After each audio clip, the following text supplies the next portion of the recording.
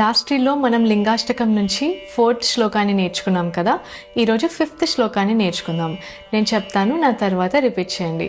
కుంకుమ చందన లేపితలింగం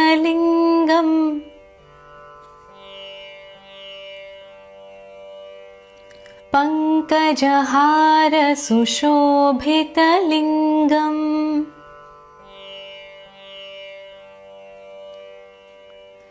సంచిత పాప వినాశనలింగం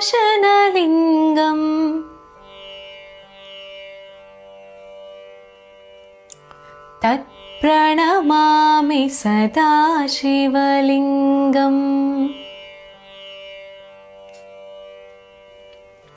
కుంకుమ మరియు చందనంతో అభిషేకం చేయబడిన తామర పుష్పాల హారంతో అలంకరించబడిన సమస్త పాపాలను నాశనం చేసే సదాశివలింగాన్ని నేను ఎల్లప్పుడూ నమస్కరిస్తాను.